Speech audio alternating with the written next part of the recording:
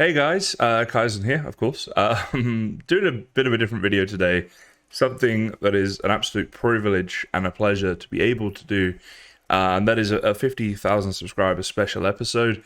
I've done a couple of these in the past when we've hit different milestones, and it is kind of nice to do something a bit different and celebrate a bit with you guys. And maybe if you've been here a long time, then people get involved in some of the stuff that's coming up. For example, we've got like the Ask Me Anything that I did over on my Discord, which people submitted questions for. So that'll be coming up. Also, people requested a setup tour to kind of see, I guess, where I come to do this every day. So that'll be happening as well. But first, I just wanted to, I guess, talk a little bit about hitting the milestone and about YouTube and that sort of thing. And thank a lot of people, really. And just take you through my story. Now, if you're not interested in that, there's going to be chapters in this video. So you're on YouTube, you know how to use chapters, I'm sure. If you want to skip through to the Ask Me Anything or the Setup Tour or whatever, then go right ahead.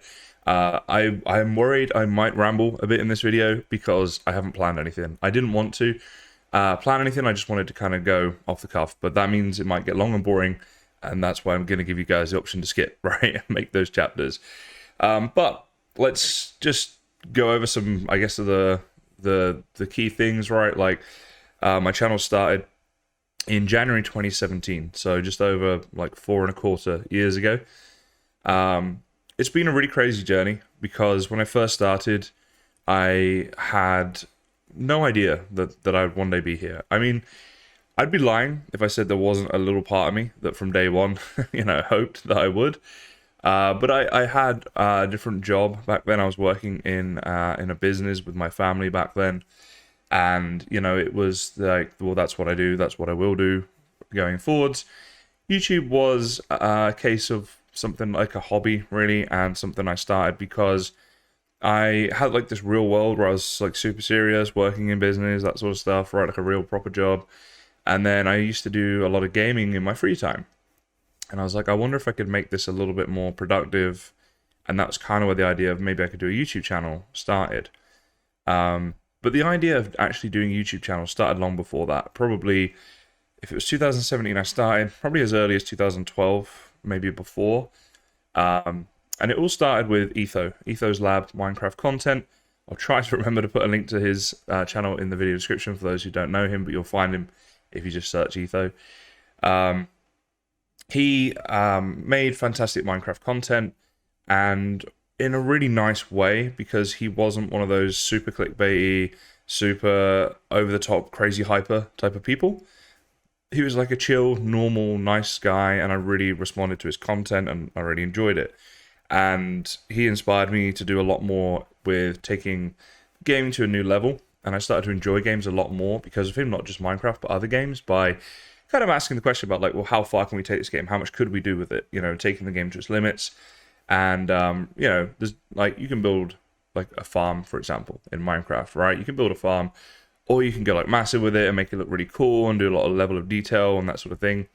And so he definitely inspired me early on to get into that whole thing, YouTube and doing Minecraft better and that sort of thing. And that's why my channel started out as a Minecraft channel. Back in the day, I wouldn't do thumbnails on my videos because he didn't, and I was just trying to be like him, I guess. My first ever video that I made is still on my channel. If you guys care to check it out, it's there. You can find it. It's very different to me now. I think you can tell if you watch it compared to my recent videos, the difference in the level of like confidence I had doing this. And just obviously I've got like a better mic now with filters and stuff like that, so I sound better, and I've probably learned to talk a bit better and all that sort of stuff. But yeah, it's interesting to see that transition from like then and now. It's definitely something I've improved at.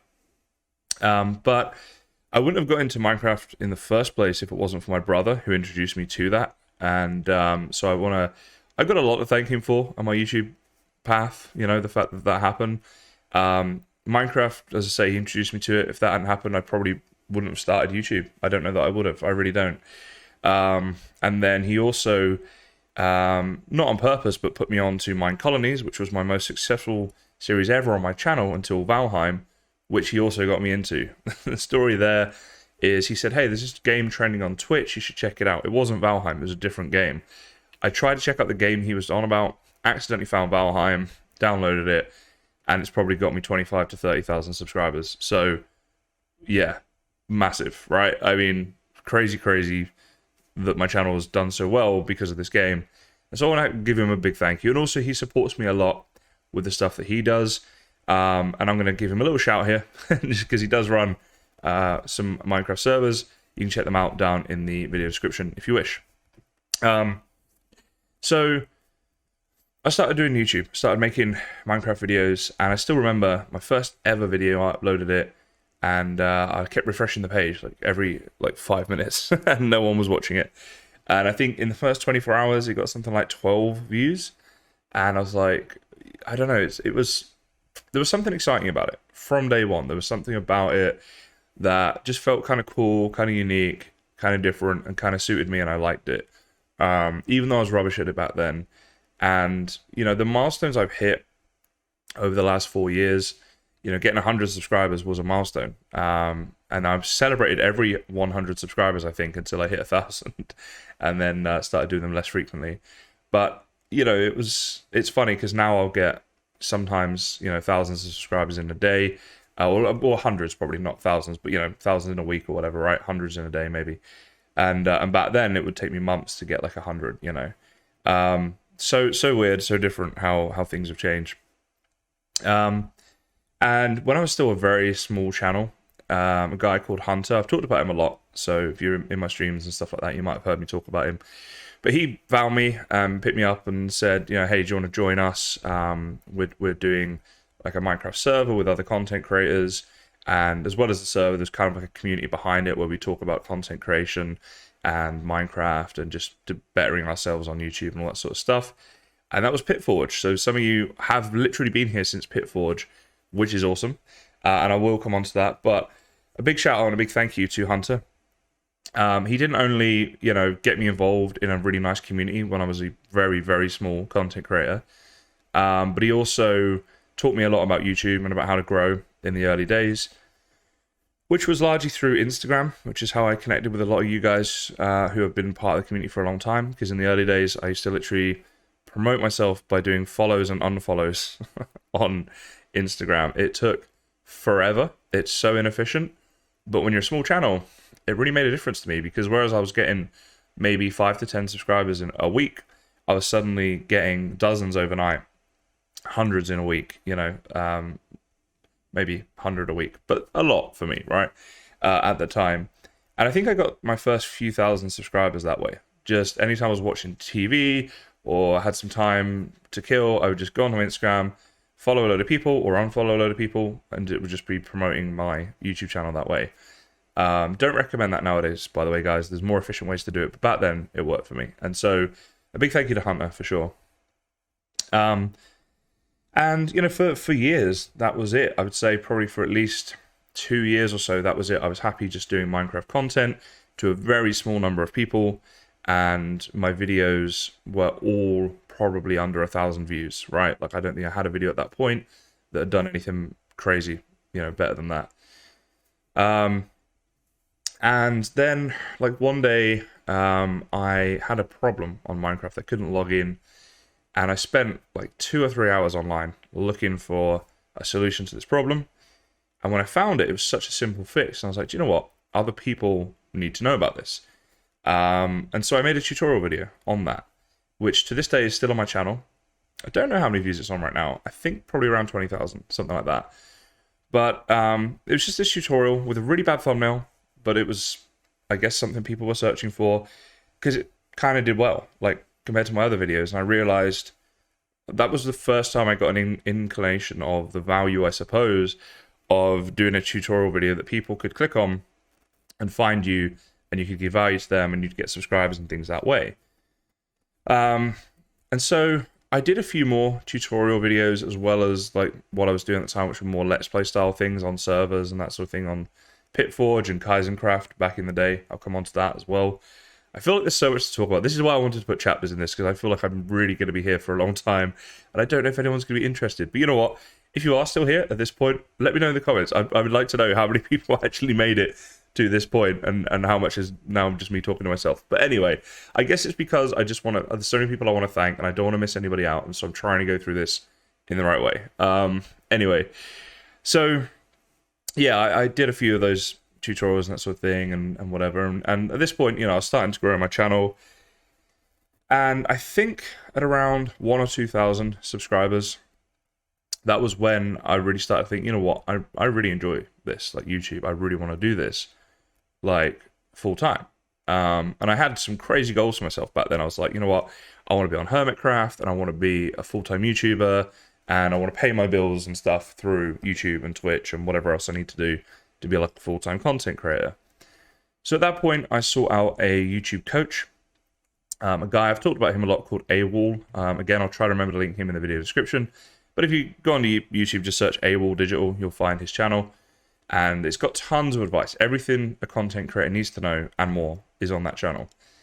And through discovering him, I spent like a lot of time watching his videos, as well as other people's, to be fair, but he was definitely the one who helped me the most. And really learning about thumbnails and titles and AVD, average view duration, right? How long you keep someone watching for, and your click-through rate. So on your thumbnail, getting people to click, right? Like if 100,000 people see it, how can you get 20,000 of them to click it rather than just 15 or 10, right? And that's all percentage of people who click the thumbnail, that sort of thing. And so once I really started putting effort into that, I saw some improvement, and I started to do thumbnails for my videos, which I hadn't done, as I say, when I started out. And eventually I even paid him for a private sort of coaching session, an hours-long session with him. One of the best things I've ever done in terms of the investment that I made on that versus the return, and, you know, where I am today. I had another one with him recently, actually, because my channel had suddenly started growing so quickly. I found myself in a new place. But again, I'll come on to that. I'm trying to do this chronologically again so I don't miss things out. But yeah, he looked through my channel and he was like, dude, you just need to do tutorials like as much as you can. Those are the things that are doing well for you. And, you know, even to this day, if you look at my most popular videos, most of them are tutorials of some sort, which all started on Minecraft, and now most of them are on, or many of them are on Valheim as well.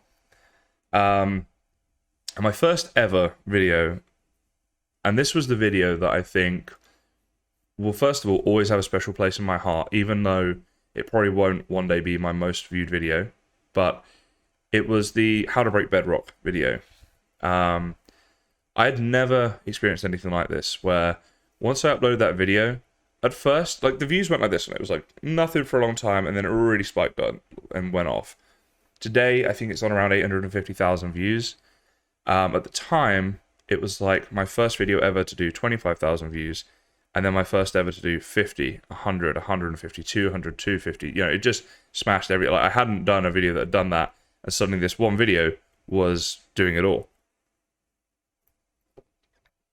And I remember I'd wake up, and every morning, first thing I'd do, look at this video, how many views had it done overnight, and it would I think on its peak it would do somewhere around 50,000 views in a day. I think it hit one time, and I was like, yeah, from a guy that had, his best video before then had maybe done 10,000 or so views, I don't remember, but it wasn't like, you know, anything like that. This was just like insane, and it really gave me that buzz of like driving me on to, I want to do this. Like, I've proven I can do it. If I can do it once, I got to find out how to do it more than once, right? How to do it consistently. And I'm still working on that, and I think I always will be, because there's an art and a science to YouTube, right? But you know, it gave me some belief and spurred me on with that. So, you know, then I started to make that sort of content, of course, and did that for a number of years. And then about a year ago, I decided to make you know, a move to doing this full time.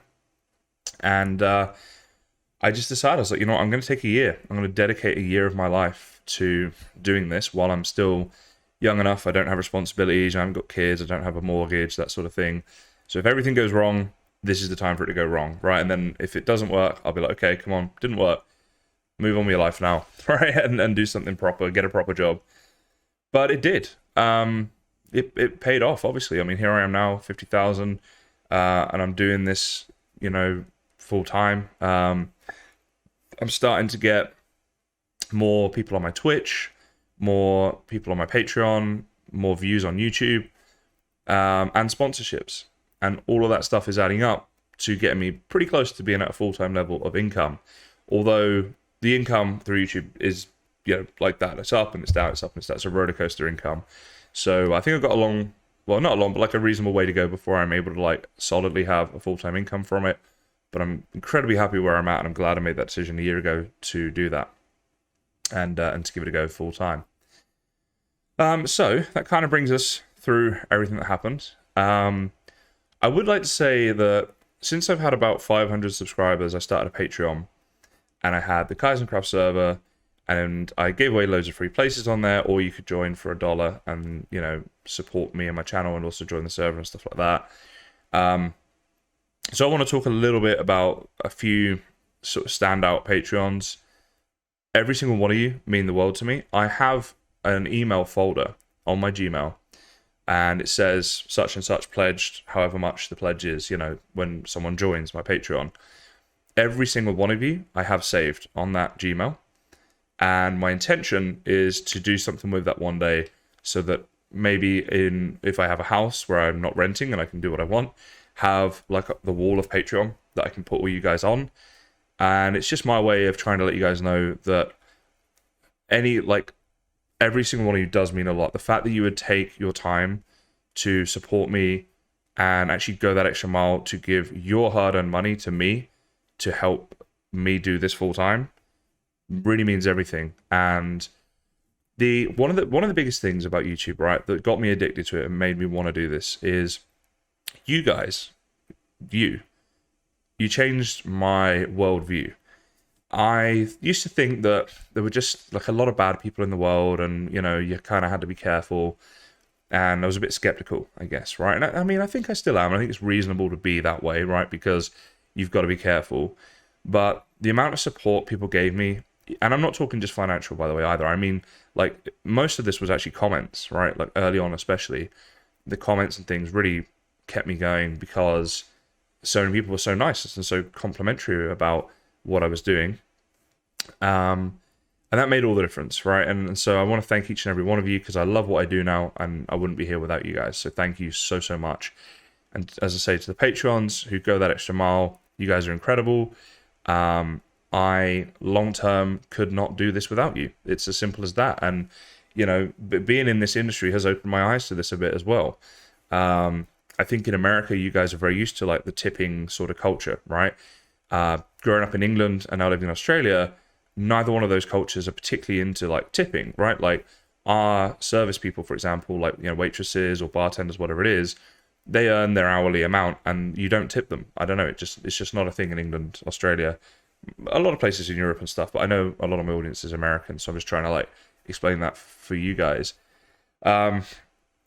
And so, I never really thought about it, but now I'm in a position where I sort of rely on people doing that, and you've been amazing. So I don't know. I can't stress it enough, and I want you guys to know I mean it when I say it. And so thank you to you all, no matter who you are or how little or how much you've done. You all mean a lot. On that note, I mentioned Ash actually in my setup tour, which is coming up later. Who she gave me, here we go, this right here. So you can see that properly in the setup tour. But as well as that, she was my first ever Patreon. And obviously because of that, she will always have a special place in my heart. And she's still part of the community to this day. And yeah, that first ever time that you get an email through saying such and such has pledged on Patreon, it was an incredible feeling. I still remember it to this day. And inspired me actually to, I used to back in the day print out every single time I got one of those and keep them in a folder to remind myself of the support I was getting and how great you guys were. So I still have that folder somewhere, I think. But then because it was getting so many of you, which thank you so much for that, of course, but now I do it on the emails. So, but Ash, you're amazing. So thank you. And she still supports me to this day and is a very fundamental part of the community we have behind the channel, through the Discord and the other stuff. So thank you so much, Ash. So other people I really want to mention here are Haley. Haley, in fact, here we go. Haley sent me this, Wizard of Oz. I will watch it one day, Haley, I promise. But But yeah, she sent me that. She has been a huge supporter of my channel for, I think, coming on for 4 years. Like, her and Ash both joined the community in about the same sort of time. And it was about maybe 3.5 to 4 years ago that I started the Patreon and all that sort of stuff. So thank you so much, Haley, as well. Again, still a fundamental part of the community to this day, which is awesome. Another one of my big early supporters was Famkey. Fam has sort of moved on now, isn't really part of the community so much anymore. But you did a lot for me over the years. You supported me a lot over the years, and I really do appreciate that. And I really want to thank you for that. And I don't know if you'll see this or not, but if you do, just know I appreciate you and want to thank you. I'm trying to go through chronological order here for people so that I'm not like missing people out. I think after that, some of there's like a lot of the original Kysen Craft Gang stuff, and there's probably too many of you to mention like individually. I apologize for that. I think this video is already going to be like quite long. I'm actually trying to see how long I've been recording this for right now. I don't know if I even want to know. Okay, that's a long time. No one's still here at this point. Anyway, but yeah, so thanks to all of you guys, the original Kysen Craft community. Zashraf, you've been there for a long time supporting me in a big way, and I appreciate that so much. Ara, same goes to you, not just through Patreon, but of course on Twitch as well, which, you know, you've been amazing too. And I know you're less active these days in the community, but it's still nice to have you there and a part of it. I feel like I'm missing so many people, and I'm really trying not to. I might have to like cut away and just have a look and make sure I'm not missing people, because I feel like I'm going to, and I'll feel bad for that. Okay, so I didn't do too bad, actually. There are a couple more people I want to mention, which is Ed the Aussie. Ed, nice to have a fellow Aussie as a fundamental part of the community. Ed's been there forever as well. He's definitely an OG. And you've given me a ton of support, Ed. I really do appreciate you, buddy. Thank you very much. And I get coffee from Ed, rather from his mum. But you guys will see that in the setup tour. It's kind of cut off screen here. Just where my finger's pointing, over there, all right? Screaming T, Comical, Pro Etho, you guys have all been amazing. There is someone else here that I wanted to mention, Mr. Lee, as well as Callie, Suki, and I don't think I should mention this person's name. See, the problem is on Patreon, I've got your names. I know a lot of you in the community don't like your real names to go out there, but seriously, all of you, thank you so much for joining and being part of the Patreon experience. Also want to say a huge thank you to Omi, not just for the support she gave me through Patreon and stuff like that, but she did so much for the servers and the community behind the scenes. Again, she's kind of doing her own thing nowadays with her own streaming and servers and stuff like that. But I've recently said to her she's always welcome to come back, and I hope she will one day come back to us. But thank you, Omi, as well, for everything you've done. Yeah, you guys have all been awesome. I feel like certain people there needed a bit of an individual mention. And I wish I had time to mention everybody, but do know that it is all very supported. Wait. All very appreciated. That's the word I'm looking for. Yeah. So on top of that, we've had some crazy support through Twitch as well. Again, every single one of my Twitch subs really, really means a lot. The fact that you guys will come on and choose me to sub with your Prime sub to, or even like pay for the sub, you know, at a tier 1 or tier 2. Actually, Haley's my only tier 2, so shout out to Haley, my tier 2 Twitch sub. Thank you. We've never had a tier 3, guys. Maybe in my 100k we'll be talking about that, huh? My goodness, that'd be such a cool video to do, 100k video. Whew. Anyway, one day, we hope. Need some water a second.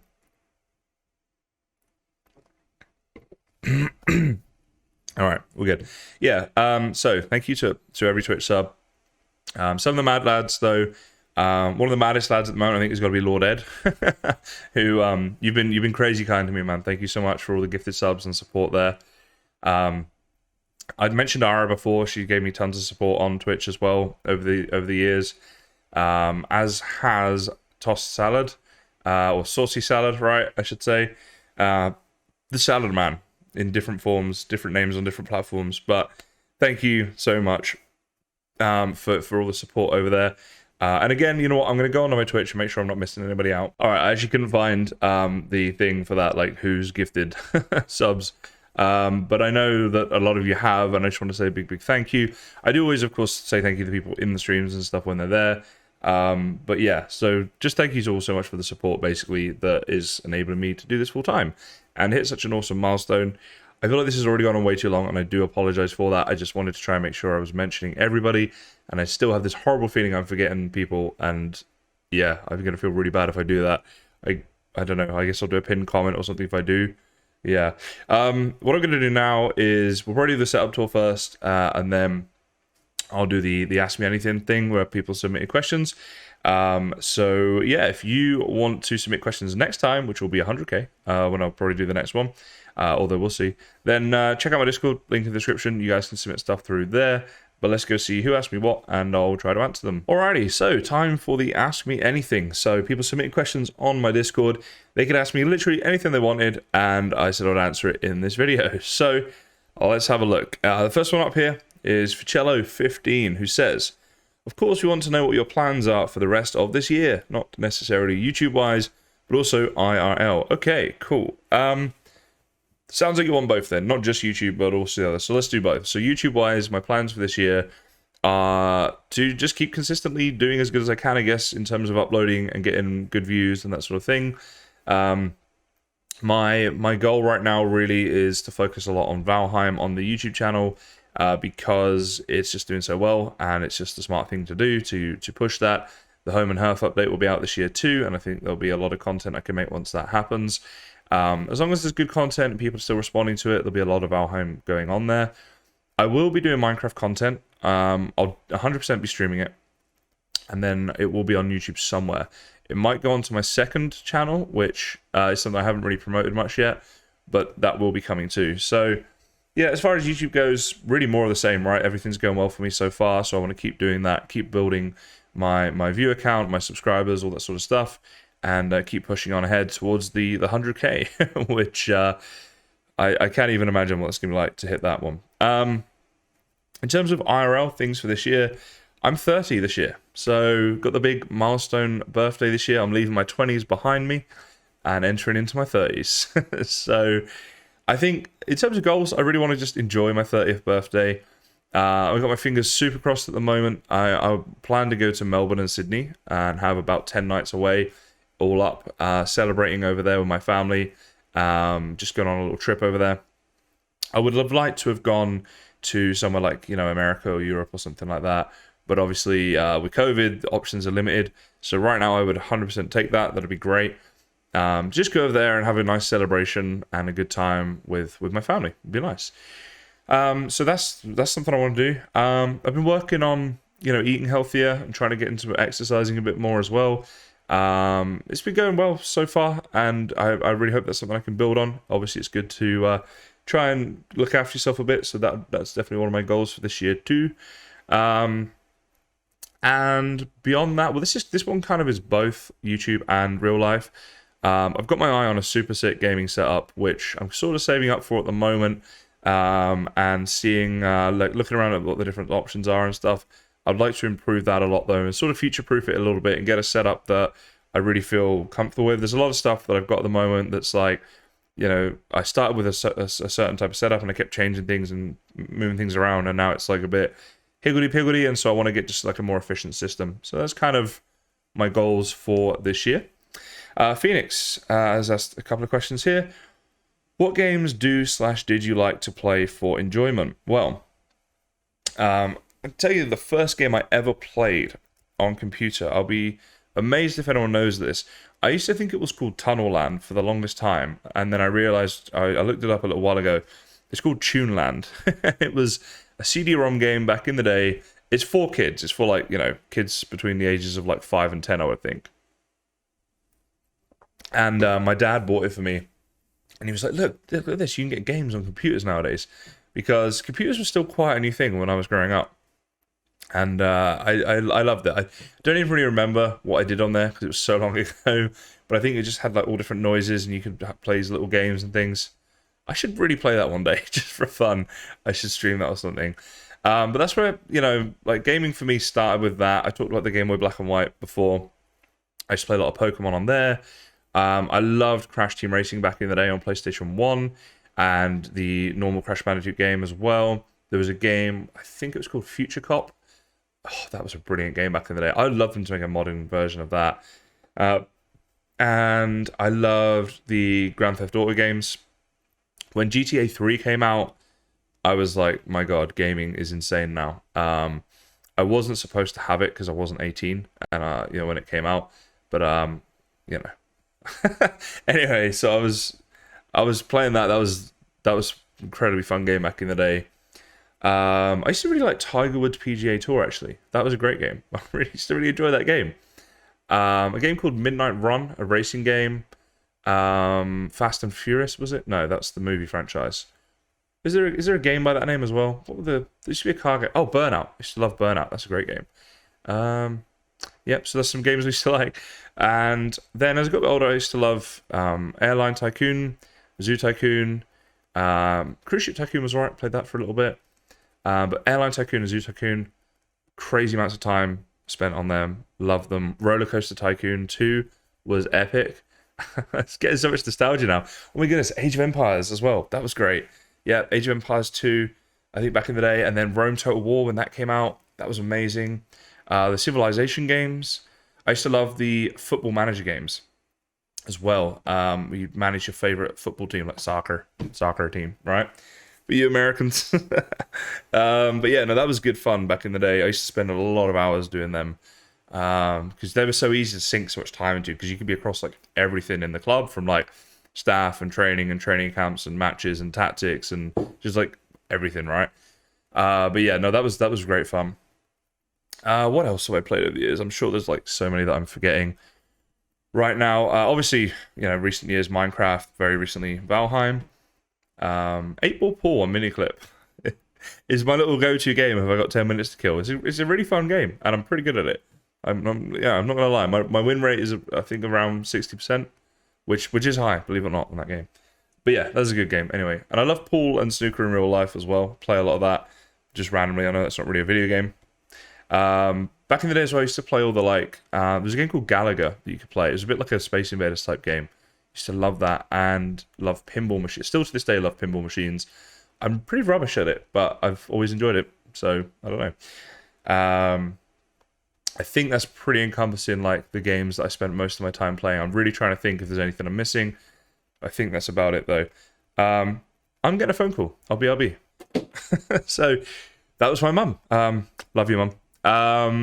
So apparently we're going into lockdown for 3 days. How bizarre. Perth has just got 2 cases of coronavirus, and apparently that means we're going into lockdown for 3 days, which is weird because the last time we only had 1 case and they put us in lockdown for like a week. So not sure what's going on. Anyway, kind of not really relevant to this, but there we go. So that was the games that I enjoy. Oh, okay, I'm forgetting 2 massive games. 1, Rocket League, which I've spent a lot of time playing, and 2, Call of Duty Black Ops 2. Something about that game. The modern Call of Duties are still good, don't get me wrong. I loved that one though, Black Ops 2. It's unfortunate that so many people on their hack, because it's an old game and stuff. It just kind of spoils it, but it is a good game. So those are some other ones I definitely need to mention. His next thing, Phoenix says, how many subs did you expect to have when you first started YouTube? Which is a good question. I think expected, like my actual expectation of what I would do was under 1,000 subscribers. To me, at that time, with my outlook on YouTube, what I wanted to do on there, and my approach to it, I couldn't fathom having more than 1,000 subscribers.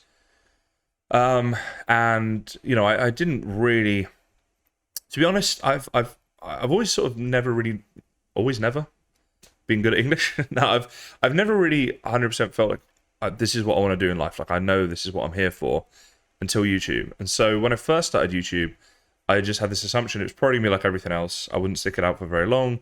It was just something I just did because I wanted to, and then we'd see what happened. And I never dreamt I would get to here. But I did always hope. There was part of me that was always like, it'd be really, really cool to do for a job. Like even from day one, I used to think this, and if I could like get really lucky and get loads of subscribers and stuff, that would be awesome. So there's always a hope, but never an expectation that this would happen. So it's part of why I love doing it. I think it's really surpassed all my expectations, And in a way as well, it has taught me that, you know, you can expect more from yourself a little bit in life, that you put these expectations on. My dad's calling me now. BRB. All right, he was just checking I'd I'd heard about lockdown as well. Crazy times. Yeah, so no, it's definitely YouTube has taught me about, you know, you can expect more out of yourself. Don't be limited by your expectations. You know, you maybe don't realize what you might be capable of, because honestly, to build a channel to 50,000 subscribers just felt like impossible. And the more I learned about YouTube, actually, for a while, the more impossible it felt. But then I think it's like, you know, it goes like this in terms of the difficulty it feels, and then you come back down the other end once it kind of clicks and you go, okay, this is what I got to do. You need a bit of luck along the way, I think, as well. I've had mine with Valheim and Mine Colonies, and, you know, then you got to make the most of that luck when it comes. But yeah, and I think as well, it's given me a bit of confidence in myself, because it's like now I jump on stream, I don't really care too much like what I look like or whatever. Like I just jump on and do it, and that's that, you know, and it's just a bit of fun. And so yeah, and again, thanks to you guys who have really made all that possible. But that's my expectations covered. Ash, you've got to mention before, my first ever Patreon, Ash, that the very same, says, which video did you have the most fun making? It's a great question, and the one that immediately comes to mind is a collaboration I did with False Symmetry years ago. We played Bed Wars together. I was like a massive fanboy in the video. It's like, it's still on my channel if you care to see it, by the way. But it was, I mean, she's now what, like over 400k I think subscribers or something, but you know, even at the time we did it, like she was on Hermitcraft, I think she had over 100k and all this sort of stuff, and so doing a video with her was pretty fun. Even just like hanging out one-on-one in a voice chat with her for like the hour or whatever it was we were recording was very cool. And I won't give you any spoilers as to whether or not we won, but it was a very fun video to make for sure. Other than that, videos that I've had fun making, I think I enjoy all of the videos, and most of the enjoyment comes actually retrospectively from a video that I put up, because I'm like, oh, I think this is kind of fun, kind of unique, kind of interesting, whatever.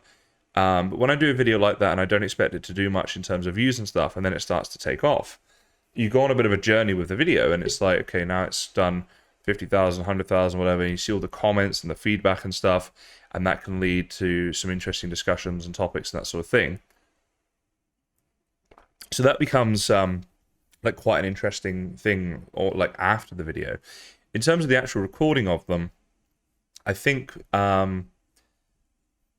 it's a good question, like fun making them. It's actually a tough one, because I guess I enjoy different things about different videos that I make. Something about tutorials, I guess maybe this is why I'm hopefully reasonably good at them. I guess it sounds a bit arrogant to say things like that. I don't like to say things like that, but obviously they've done well for my channel, so you know. But I actually do enjoy them. I enjoy the process of like everything from how can I show this process that is the, like, I like to make them very clear, very quick, like very to the point. I've had so many comments on my videos about like finally, you know, a tutorial that's fast, and I think that stemmed from me watching tutorials, and they were like how to, I don't know, let's say it's how to break bedrock, right? There's a very good tutorial on that on YouTube, by the way, guys. You should check it out. But let's say that was the example, and it's like, I don't know, like a 20-minute video, and you're 4 minutes in, and they're still talking about how you can buy their merch, and what they had for dinner last Tuesday, and you're just like, why do I, like, just tell me, like, what's going on? Another thing people do as well is they're like, it'll be like how to make a sheep farm. You click on the video, and the first thing they say is, so there's all kinds of reasons you might want to make a sheep farm in Minecraft. First of all, you need the wool because you might want to do a big build, or you might want the wool. I'm like, dude, like, I know why I want the wool. That's why I clicked on the video. Just tell me how to do the thing. And so I take a certain enjoyment from like, making my tutorials very like compact and concise, and hopefully delivering a good product on them. And particularly like for example, my Enderman farm, I think that might be my third best video ever.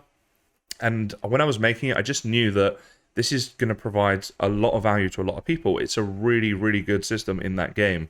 And when I was making it, I knew that. And I think that there's a certain satisfaction that comes from that. And again, it's like a two-way thing, because then you get the comments from people like, thank you so much, it's really helped me out, and all that sort of stuff. And so it's knowing that you're doing something good for other people. That, you know, it's more to it than just making a video that gets a lot of views or something like that. It's not just about that. It's if you're actually providing value and helping people out in something they're struggling with or whatever, and it adds to their enjoyment of the game, that's what I have fun doing. So whenever I feel I'm doing that in a video, I would say I'm enjoying it. Thank you for the question. That edit says, who's your favorite YouTuber / streamer? Okay. An absolute favorite YouTuber is going to be really hard. I'm going to name the ones that come to mind, though. There's a guy, I think it's Grand Illusions is the name of the channel. It's Tim, who has basically been a toy collector and seller for, like, I don't know, 40 years, 50 years, like a long, long time. And he's this a bit older English guy, and he's such a sweet guy. He's so nice, and he talks about these toys and things. And there's a lot of nostalgia, because he talks about these toys that I've seen from my childhood and things, and that I experienced. Because I was on the edge of, like, gaming, going from physical toys and puzzles that you had as a kid to, like, the electronic world we're in now with gaming. So I had a lot of these physical toys and puzzles as a kid growing up. But he's just such a sweet guy, and I find them really interesting. He's got all these quirky little things. They're very, very cool. Do check his channel out. Again, I'll try to remember to link it. I'm never going to remember to link all these, but I'll try. And yeah, he's worth a watch. Very interesting stuff. I like a channel called Top Fives. I like 42. I like That Chapter, who's this Irish guy who does, like, true crime stuff. He's great. I like Simon Dan. He goes around debunking flat earthers, and he has another series called Tinfoil Tuesday, where he looks at conspiracy theories and stuff like that. I always find, like, just in general, anything conspiracy related is just fun to listen to and watch, like, no matter which side it's being argued from, you know, and then everyone can, I guess, make up their own opinion. But yeah, so he just, I don't know, he's a funny little guy. I like him. He's cool. Who else do I like? I mean, Etho will always have a special place in my heart for sure. I haven't watched much of him in a while now, but I haven't watched much Minecraft in general, I guess. But Etho for sure is up there. I like, who else do I like? I mean, I mentioned False Symmetry earlier. Her stuff is good, but again, I haven't watched it in a while. I've always had a massive appreciation for Mumbo, actually. Mumbo, the Minecraft YouTuber. His videos are, like, entertaining and stuff, but it's more I'm in awe of his professionalism and the way that he does things. And I think he's really, you know, if Ethos started my inspiration, Mumbo has maintained it for a lot of years, in that he just does things in such a good way, in my opinion. And I really like what he does. So I've got a really strong sort of professional admiration for what he does. I don't think I'm missing anybody out. Those are the ones that come into mind. So those are probably my favorite YouTubers. As far as streamers go, I never watch any streamers. I should really look to get into it, but I really don't watch anybody. But yeah, I guess I'll have to change that and have an answer for you on the next time we do this. Phoenix says, have you done any sports in school, and if so, which? Yeah, I was quite sporty when I was younger. I used to play a lot of football, soccer, right? I was reasonably good as well. I did at one point have trials for Plymouth Argyle, who was a professional team in England nearest to where I lived. And I actually decided it wasn't for me, and I quit out of those trials when I was about 15. Then I kept playing a reasonably good level of football. I was playing in the top league in my area below the Argyle Youth Team League. And the last year I played there, I was the top goal scorer in the team. And that was before I was about 17, something like that, before I moved to Australia. And then I was playing for a team in Australia that was the year I played for them, we won the state league, which was the league below the sort of professional league in Australia. So back in the day, when I was fit, when I was a bit younger and stuff, I was a very good football player. And I used to play outfield. I moved into playing as a goalkeeper a few years ago. This season, because of injuries and stuff, I'm just trying to get myself fit for next season. I don't think I'm going to be able to play this year, but I still do enjoy it a lot. Playing football. You asked me if I played any in school. Well, I did join the basketball team in school because I had a crush on an American girl who joined my school, and she went into the basketball team because it was like a mixed basketball team, guys and girls. And so I decided to join the basketball team, and ended up dating her. It worked. So there you go, guys. Success story. Other than that, what did I play at school? I think that's about it. I've always enjoyed like squash and tennis, even table tennis, things like that. Are quite fun to play. I used to box for a while as well. That was mainly for fitness rather than the fighting side of it. But yeah, so I have always been in sports. Last few years, I've had problems with injuries and stuff, which have really set me back. But I have always been into them. Creeper says, this is Creeper Aid, says, what motivated you to make videos and stream?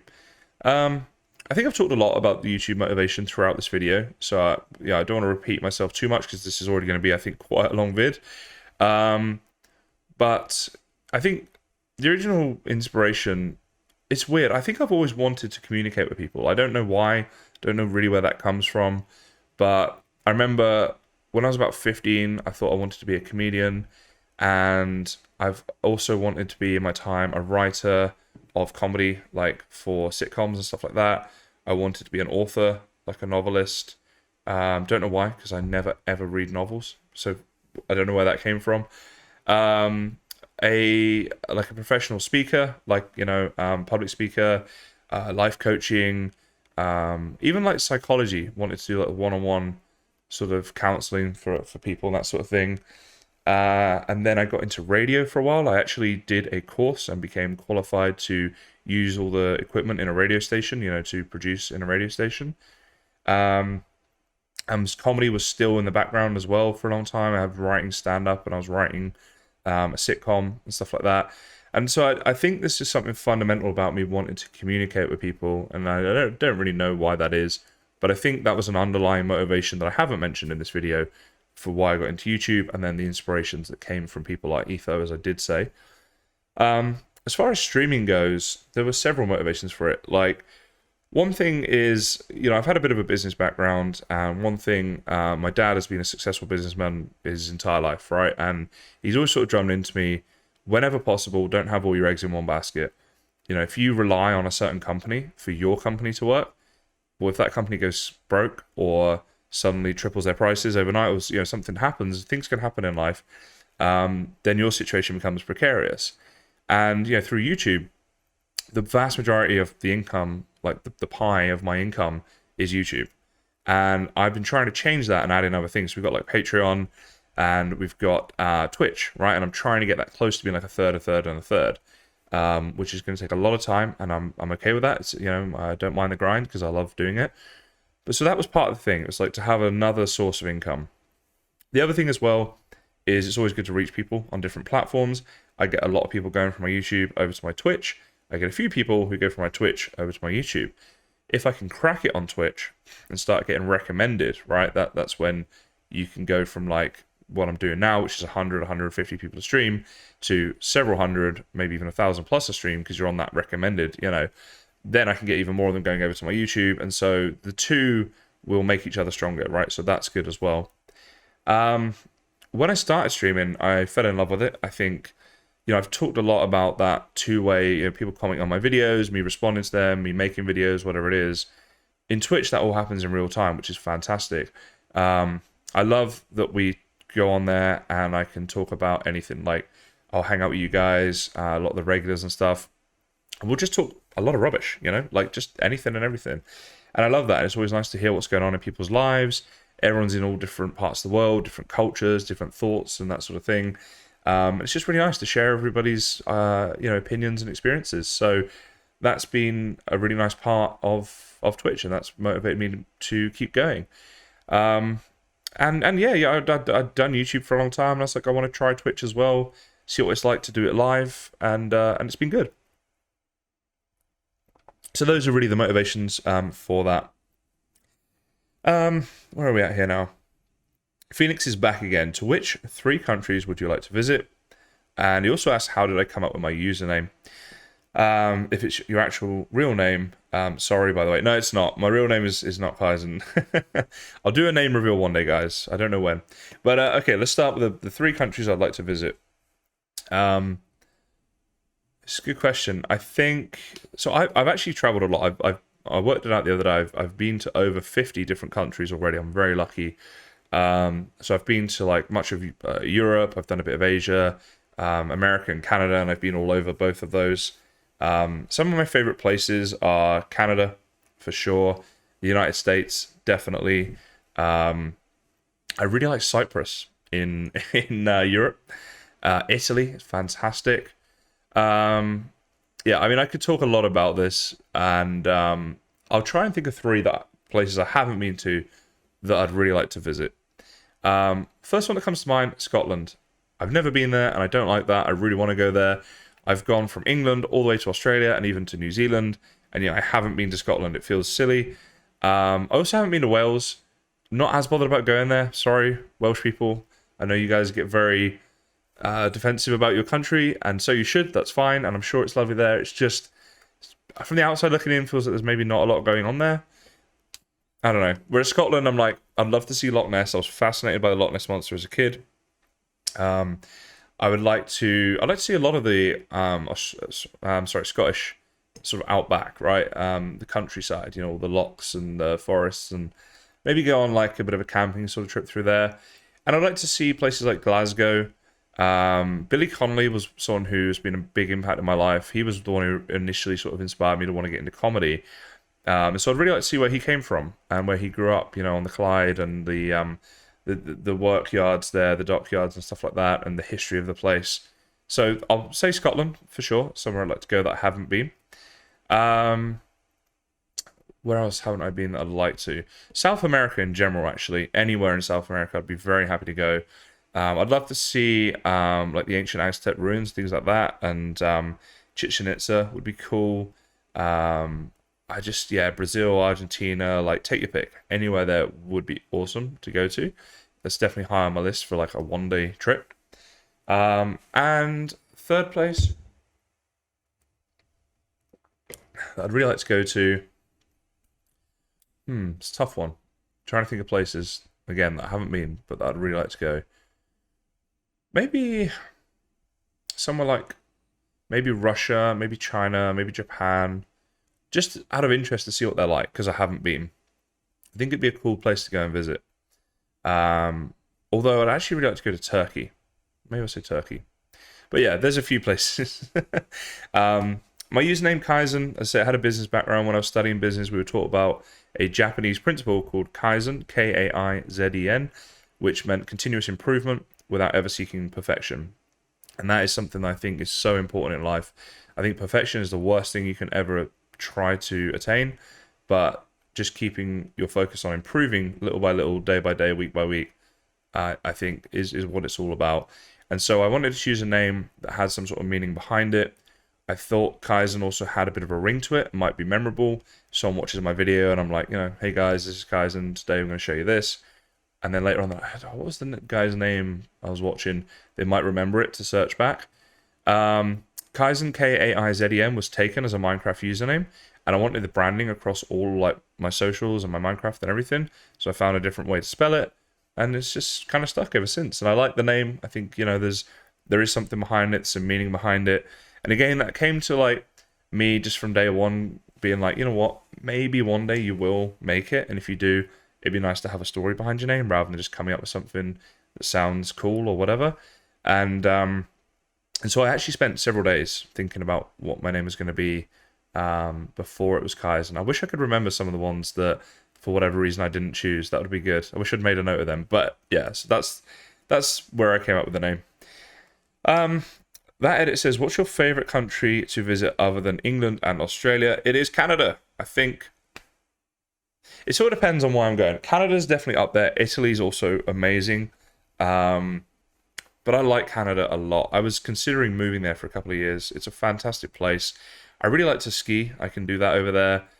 You guys have got like a lot of culture and stuff over there with the French Canada, the French part of Canada. You guys know what I mean. That's pretty cool. And the people there are really friendly. It's like a friendlier version of America, I think. So I do really like it there. And you've got the beautiful scenery, the Rocky Mountains and stuff like that. And Whistler is amazing.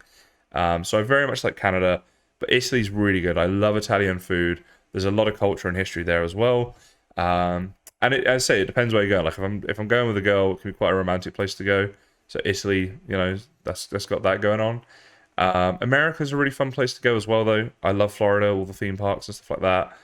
And to be honest, if I could go anywhere in the world and do a trip, it would probably be there. So maybe I should say there instead, Florida, and go to all the theme parks. I do love doing that. So yeah. So that would be my favorite country to visit. What car do you want / what car is your favorite? I'm such a typical guy in this. A red Ferrari, right? It just is up there for me. If I won the lottery or whatever, that would be the car that I'd probably get.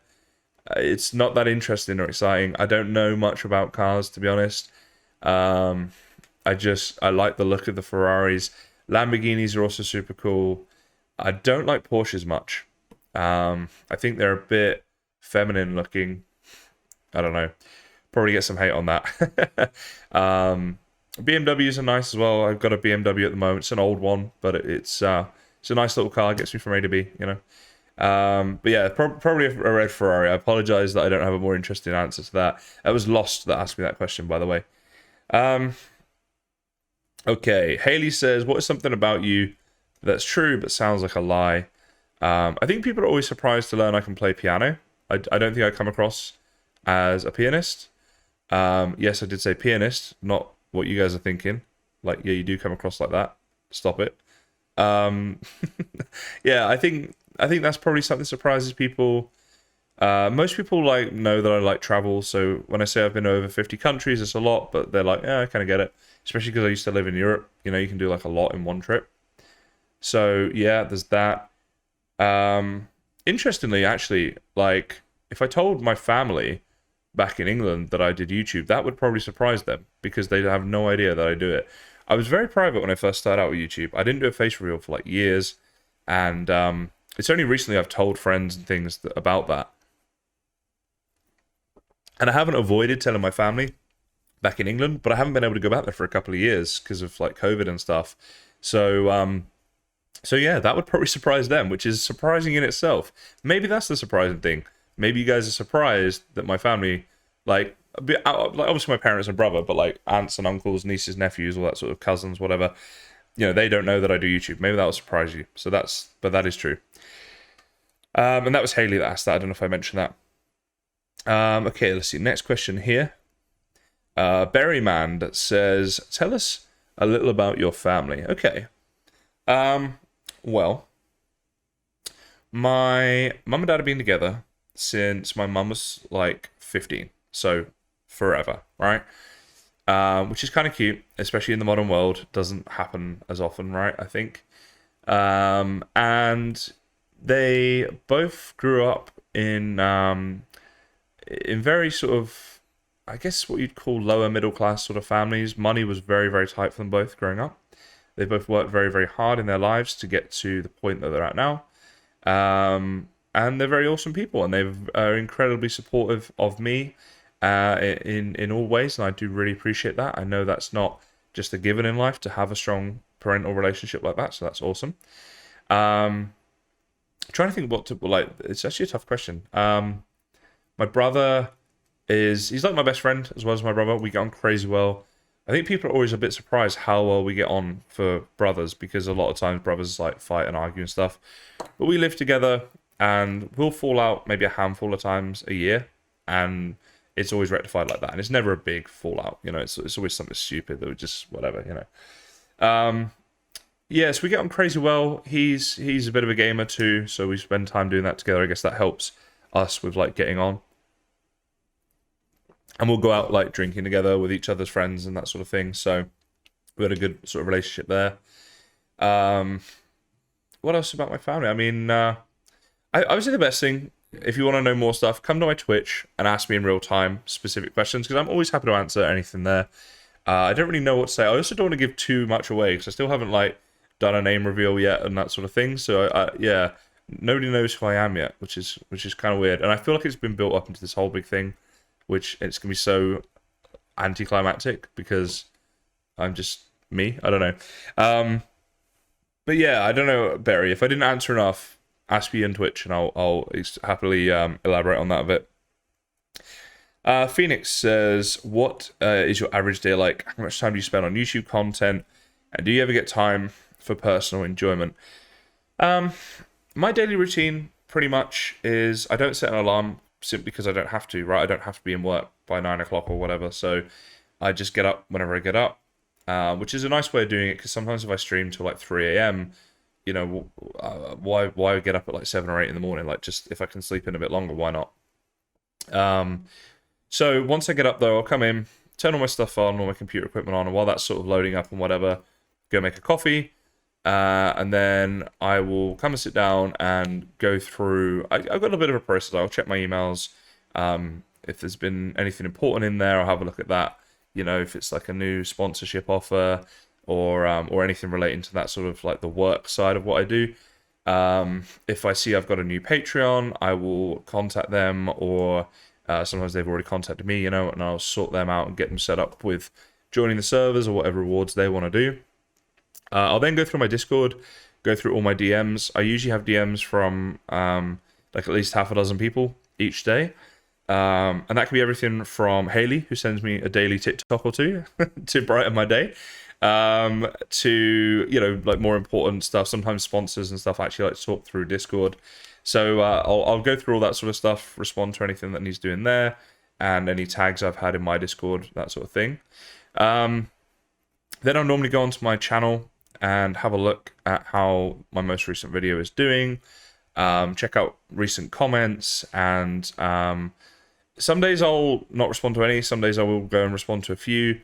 I do try to respond to as many as I can. I do tend to at least read like at least most of them. But yeah, it can be difficult because of the sheer number that I get. But I'll go and do a bit of that sort of stuff. Then I'll just think about my day, like if I'm going to do a video, how I want to do that and that sort of thing. It's usually around this sort of time as well. What I'll do is I'll like plan the video for the day, and then I'll go shower and get myself ready and stuff at that sort of point. I don't get up and shower immediately. I usually shower an hour or two after I've woken up. And then I feel like once I'm showered and I've done my teeth and my hair and all that sort of stuff, I'm ready to get recording for the day. And that's what I'll do. But some days I'll be like, I'm not recording today because I've got other admin work to do, or I will record but not edit because I know the video's gonna take a few days, or whatever the case may be. So it can vary. And I'm at my desk like most of the day. Like I live with my brother. We'll go and have a game or something every now and again to break things up. And if I want to like pop to the shops, if I got to do that, or I've got chores to do around the house, like that sort of stuff breaks my day up. But most of the day is spent on my desk, doing something YouTube or Twitch related. How much time you spend on YouTube content? Do you ever get time for personal enjoyment? So yeah, in a typical day, I'd say at least 8 hours is spent working on something YouTube related. That could be YouTube, it could be Twitch, it could be sponsorships, it could be Patreon, it could be Discord, it could be working on thumbnails, it could be editing, it could be planning video ideas, prepping them, doing the off-cam work, whatever it is, it's something YouTube related. At least 8 hours a day, I would say, is spent on that, on average, some days more. As far as personal enjoyment, I feel like I've got a lot of free time as well to myself to do that. But I suppose part of that is it's like, a lot of people will work from, say, 9 till 5:30, right? I guess that's reasonably standard sort of hours people work. And their entire day, basically from the time they get up until they get home at, let's say, 6 o'clock after a half-hour commute, is taken up doing that job. Because even before you get to work, like, it's your alarm goes off, you're showering, breakfast, drive to work all day, back you come. And by the time they get home at 6 o'clock, they're, like, exhausted sometimes, and they just want a day where they're like, right, well, time they, like, put their washing on, do a bit of cleaning around the house, cook their food, eat, watch a bit of telly, it's like time to go to bed, and then they just do the same thing again the next day. Whereas mine's not really like that. It's a very different way of working, right? I mean, I don't have to answer to anybody apart from myself, which can be good and bad, because sometimes, you gotta try and make sure you maintain that motivation, I suppose, and keep working. So yeah, I suppose, but I do get a lot of time for personal enjoyment, and every now and again I'll say I'm just taking X day off, like I'm gonna have Friday off. That's it. I'm a day where I just Not doing any of it because I do spend a lot of time sat here at my desk, and sometimes got to get away from that. Phoenix again says, who's your favorite hermits? Etho, Mumbo, and False. I think they've all been mentioned in this video, but yeah, those three. Okay, and Etho is always gonna be number one for sure. Okay, let's see what else have we got here. ODDHD says, what tips have you got for making videos? This in itself is something I could talk about for a very long time. I think what I normally say to people when they ask me for that is know why you're making them. That's the first thing. Like, are you doing this just for fun? Which is completely fine, right? If it's just a hobby. Or do you want to be the next PewDiePie? And there's everything in between, right? And there's nothing wrong with any of that. You know, if you want to start out a YouTube channel and say, I want to be the most subscribed to channel ever, then do it. Seriously, do it. I mean, good luck. It's going to be tough, but if that's what you want, that's fine. But it completely changes like everything about it, because if you're taking it seriously and you want to do it, then there's a business and there's an enjoyment aspect to YouTube. And to make it on YouTube, I don't care who you are, you have to think about the business side as well. You cannot just do what you like. It's just not going to be there. Like, if you want to play a game that's 20 years old, it's fine and you can enjoy that, but you'll never make it on YouTube doing that. So you always have to think about that. But I think, yeah, so know why you're doing it. And if it's just for fun, do whatever you like. Don't care what anybody says or thinks. Do what you like. It's your life, right? But if you really want to take it seriously and you're asking like what the tips are and how you can grow, my best advice would be find 3 to 5 people making the same types of videos that you're making. Watch them on a regular basis and take the best bits from each of them and add your own slant to it and do that. Because what you're doing then is you're using tried and tested methods in your area of expertise, right? Whatever your thing is. You know that what these people are doing works, so look at why what they're doing works. And by combining like aspects from 5 or so different people, you're not going to be just ripping anybody off. You know, you're going to be just combining their best bits with your own personality, your own slant, and doing something that's going to work. And when I say you got to look at what they're doing, I mean like titles, length of video, thumbnails, tags, descriptions, when they upload, how often they upload, what they upload, why they upload. Know why they do it, you know? Everything about it needs to be looked at if you really want to go into it. I'm not going to go too much into that sort of stuff because I could speak for hours about that alone, but yeah. Roy says, how much on a scale from 1 to 10? I think that's just a random question. I'm going to go for 7, lucky number 7. Let's have that. Let's see, what else have we got here? Connor says, what healthcare plans are you offering? And Tiger says, what is your hardest treatment plan? I'm not as ancient as people think, all right? I know I'm 30 this year, and just because a lot of my community might be like 14 or 15, that, you know what? You'll be here one day, and then you'll be arguing that 30 is not that old either. So I'm going to leave that one. Jason G, how many streams did you do to no one? And how long in were you before you had a small but consistent viewership? Jason, I kind of cheated on Twitch because I was already doing well on YouTube. I think when I started Twitch, I'd already had like 10,000 or so YouTube subs. And then with Mind Colonies, I grew to 25 pretty quickly after that as well. So the whole time I was growing and people coming on my Twitch, and I was never streaming to nobody, you know. I feel for people who are trying to start on Twitch and make it through there. I don't think you can do it without having another strong presence on a different social platform. Whether that, I mean, it could be anything, you know, Snapchat, Instagram, YouTube is obviously a good one, but you need a searchable platform. You know, people on YouTube can find my videos by searching. On Twitch, they're only going to see you if you're live. And if you're streaming like Minecraft on Twitch, there's thousands of people at any given time streaming that with 0 viewers. You are not going to stand out. You are not going to make it without having help from another platform. So you need to have like a platform like YouTube that is searchable. You make tutorial content, you know, how to make a sheep farm, for example. People could watch that today or in 10 years. It's still, there's going to be a constant flow of people that search that and will find you. And then in there, you direct them to your Twitch.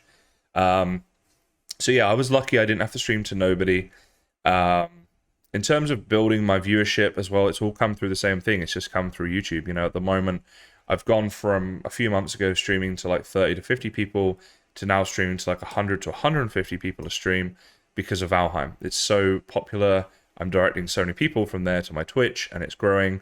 And then when I'm streaming Valheim on Twitch, I'm getting into the top 5, sometimes the top 3 or less of Valheim streamers, and people are seeing me and coming that way. And that's where, like, you know, it's like that old expression, the rich get richer. It's the same really with YouTube. The bigger you become, the more easy it is to become even bigger again. You know, unfortunately, that's how it works. So yeah, I got lucky. Just if you're gonna do it, make sure you have another platform you're consistent on. Emma says, what is your favorite Disney movie? Several come to mind, but The Emperor's New Groove might be up there. I once pulled a sickie when I was a kid, just fancied a day off. I spent the day in bed and I watched The Emperor's New Groove 6 times back to back, which, I don't know, maybe I should have been getting help. Maybe there was something seriously wrong with me to have done that, but clearly I love that movie, right? So that would definitely be up there. I also love the Pirates of the Caribbean franchise. I think most of the time when people say, what's your favorite Disney movie, they usually specifically mean the animated ones. So that's why I'm going to say Emperor's New Groove, but Pirates of the Caribbean, fantastic franchise. Love that as well. I'm trying to think if there's any others. I mean, there's so many great Disney movies, right? But I think those are the ones that definitely come to mind. Have you ever watched Star Wars? Asks Yito. I haven't, and I get a lot of stick for this in the gaming community. The fact that I've never seen it, especially given my age. So, yeah, my bad. Cubistic Dog says, what's your favorite Nintendo game? Probably Mario Kart. I think it's so fun to play. You know, and it's just a unique idea for a game. It's a bit like Crash Team Racing, I guess. I love that. But yeah, Mario Kart would probably be up there for me. Emma again says, if you could choose a fictional movie / book to be real, which one would you choose? Well, it's a good question. I think if you've seen Limitless with what's his name? The guy from The Hangover. I'm so bad at names. It will come to me. Is it Bradley? Oh, Bradley Cooper. There we go. Yeah, he's got like this pill that he takes, and it just makes him super like motivated and dedicated, and his life just goes from like nothing to everything. It would be nice to be able to take a pill to be able to do that. That'd be cool. But let's have a bit more fun with it and say, I think Harry Potter would be cool. Imagine if you could actually do real magic, go to Hogwarts, all that sort of stuff. That'd be pretty fun, right? That'd be pretty cool. So let's go with that. That's a bit more fun than just like a pill that makes you great at everything. Emma says, would you rather have a goldfish, parrot, or turtle as a pet? Having a parrot as a pet would be cool in a way, like sat on my shoulder when I'm streaming. Like we've had Jaffa, right? Here he is, this red parrot right here. You know, so if I had a real one set up here, that'd be kind of cool. But I have to say, I have a bit of an issue with keeping a parrot in a cage and they can't fly around and stuff. So I'd only want to do it if I lived like in the middle of nowhere and I could let it out to just fly around and it just came back to me when it wanted to, you know, so it had that freedom. So I'd feel bad.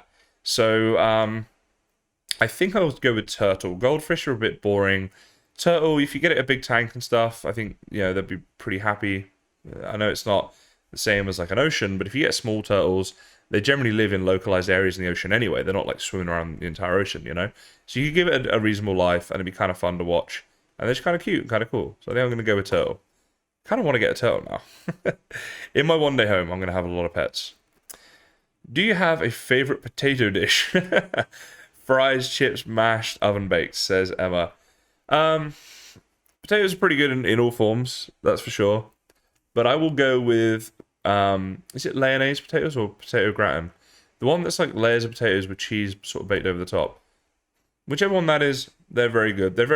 I think I'm going to say they're my favorite because I never have them. Like, oh my god, actually croquet potatoes are good. Oh, croquet potatoes with cheese inside. They might be my favorite. One of those two. All right. Either one of those I'd be happy with. Vitamin D says, what is your goal for the next year? I think I pretty much covered that already. I think somebody else already asked that same question. So yeah, sorry D, I don't want to, because it's quite a long video anyway, I think you've already heard that one. Haley says, if you had to, what would you pick, lasagna or pizza? I think pizza. I think lasagna's nice, but pizza's like really nice, right? Feels like a real treat as well. I I'm going to go with pizza for that one. Plus, you can have all different types, whereas with lasagna, it's kind of all similar, right? And I don't mind pineapple on pizza, by the way, guys. I normally, for pizza, I'll have a pepperoni or I'll have just plain margarita pizza. But I don't mind a Hawaiian, which is ham and pineapple. So I know there's a big debate in the world about this. Let me know in the comments if you're a pineapple on pizza person or not. And that's it. That is the Ask Me Anything done and dusted. Thank you to everybody who submitted a question. This is going to be like my longest video ever. I've lots of chats today. You know what? This has probably been near the end of the video. If by some miracle you've made it here, please do let me know down in the comments, and I will be forever grateful that you did this. But yeah, the AMA part is done. So I think I've got the shortest commute pretty much in the world because that's where I sleep, and this is where I come to work every day. So come out, make a left, and we're here straight away, which is pretty cool. On top of the shortest commute, I think I've also probably got one of the best views, of anyone in the world. I mean, at least for me, you know, I love this. So here is the view. Pretty cool. I like that I get to look out of this, you know, every day. I feel very lucky to have this as a view. Pretty good. And this is where it all happens. It's where all the YouTube stuff happens. Obviously, the top couple shelves here you guys see on all my streams, right? My new chair there, the Titan. And my computer setup. Right, let's just jump in here. Yeah, so this is going to be changing soon. I'm getting a second sort of setup. This desk right here really isn't used. It's my Razer laptop. I don't really use that very often anymore. I used it when I was traveling. Then we got my my fan, which does get a lot of use because it's hot over here. The Razer hat you guys see in my streams, right? Some fun things here. Glasses. I don't know how many people know this. I do wear glasses when I'm not streaming, pretty much when I'm gaming or recording or whatever. Got my sexy Kysen book right here. So in here we've got, actually I'm going to check there's nothing personal in here. I don't think there is, but I'll give you an example page of, like, for example, Valheim video ideas. If you steal them, I'll know they're on here. And I'll come up with different things in here. They've got some Valheim shorts and stuff like that. So it's just YouTube notes, really. I do a lot of stuff by hand because I can draw diagrams and stuff more easily. You'll notice as well, I've got my sticky notes here. So again, little random ideas or things I want to do will come up on there. Right? So it's how I work, super organised. What else is here? The Razer headphones you guys have seen. I've got the two monitors going on. Again, I might change that. Oh, there's my webcam, and this is my light setup for when I'm streaming. So depending on time of day and stuff, I'll use different numbers of those. My Razer mouse I actually think is really cool because it's wireless, right, and it just sits on there for charging, and then boom, comes out. And I don't know, it's kind of a cool little charging thing. But that just lives there. And then stationary to make all these notes that you see by hand. Oh, and that's my phone charger. So it's like a wireless charger. I just put my phone on there. But unfortunately, you see I put this blue tack, right? And that's because the charger didn't work. It wasn't the right height. So I had to put the blue tack so I could put my phone on there to charge it. And then it kept getting stuck to the blue tack. So I put paper on top of the blue tack. And that stops the phone sticking. So, yeah, bit of improv. And then we've got all this stuff. All different things. So this right here is the coffee that was sent to me by Ed. Thank you so much, Ed. I have a coffee every day. I literally come in here every morning, I'll load up my computer, and then I'll go and get a coffee while everything's loading up. And then just the promo stuff of Ravenheim and YouTube Road to 100K now, which is awesome. We'll talk more about that later. This right here is going to be one of my favorite things. Alright, so here we go. This is like a personalized Game Boy Black and White. Black and red, my favorite colors, made for me by Ash. Absolutely amazing. Thank you so much again, Ash. I've mentioned this a lot, but that's because I love it so much. We got the Wizard of Oz DVD that Haley sent me here as well. Boom, there we go. She's annoyed that I haven't seen it, and she's annoyed that I still haven't seen it. I will watch it one day. I got Jaffa, a little parrot here. Here he is. A lot of you know him for the Minecraft stuff. And there's just like random stuff back there. I think he sits in a Minecraft cup and whatever. There's some other stream stuff I've mentioned over the years. We've got some Minecraft stuff here. The whiteboard that I use sometimes. I love having this Team Razer thing. It's pretty cool to be part of Team Razer as a big Razer fan. You know, a lot of Razer stuff going on here on the desk. The headphones, the mouse pad, I've got the laptop. These right here, the Razer Hammerhead wireless things. The, earphones. What else? This lion right here, this was my teddy when I was a kid. he made an appearance on a stream a while back. This, by the way, is this is my Corona mask, right?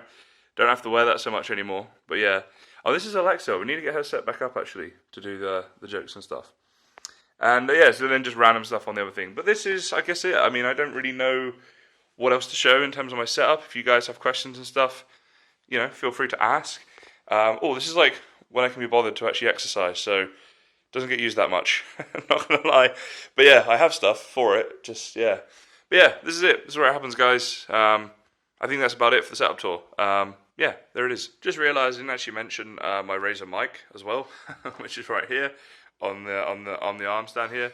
So that'll come over to like here-ish, right, when I'm recording, and then when I'm done, just kind of folds away back down there.